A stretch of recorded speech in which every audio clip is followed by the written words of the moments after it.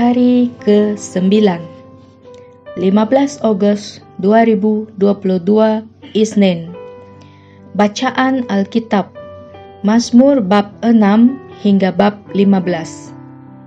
Penebus saya mendengar.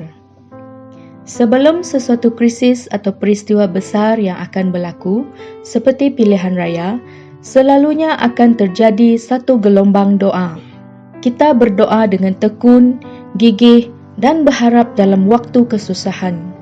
Selepas isu itu selesai, sama ada orang yang percaya mungkin kehilangan harapan dalam doa apabila ia ternyata tidak sesuai dengan apa yang diharapkan, atau kehilangan desakan untuk berdoa walaupun ia sesuai dengan apa yang diharapkan. Kita melihat doa sebagai satu cara untuk mencapai hasil yang kita harapkan.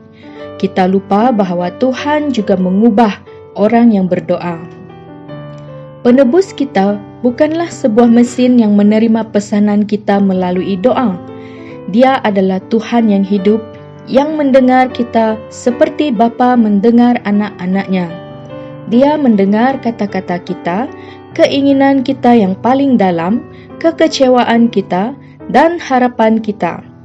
Para pemazmur sangat jujur ketika mengangkat doa mereka kepada Tuhan. Mereka membawa air mata mereka, Mazmur bab 6 ayat 6, kemarahan mereka, Mazmur bab 7 ayat 9, bab 9 ayat 19, penderitaan mereka, Mazmur bab 9 ayat 13, dan ketidakupayaan mereka, Mazmur bab 10 ayat 1, bab 13 ayat 1 hingga ayat 2, kepada Tuhan.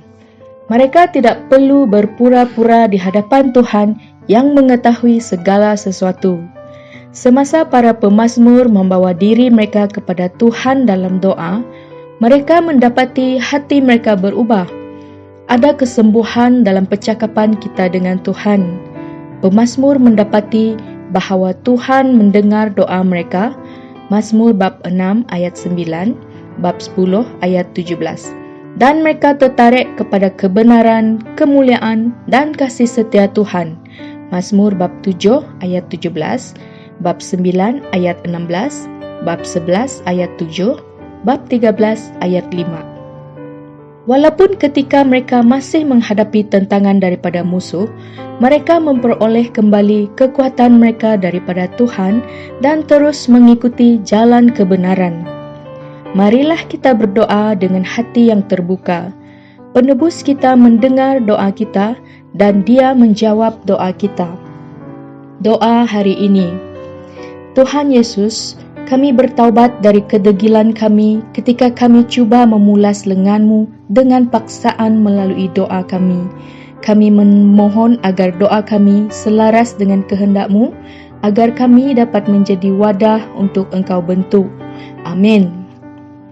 Penyelidikan yang dilakukan oleh NADA, Agensi Anti Dadah Kebangsaan, pada tahun 2019 mendedahkan statistik yang mengejutkan bahawa 30% anak-anak muda di sekolah, kebanyakannya di sekolah menengah, didapati terlibat dalam penyalahgunaan dadah.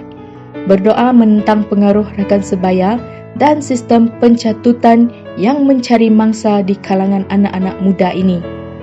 98% daripada bekalan air domestik datang daripada sungai dengan kualiti air yang semakin merosot selama ini. Berdoa agar isu mendapatkan bekalan air dan pencemaran yang disebabkan oleh urbanisasi dan pertumbuhan populasi dapat ditangani dengan serius dan berkesan oleh pihak berkuasa yang berkenaan.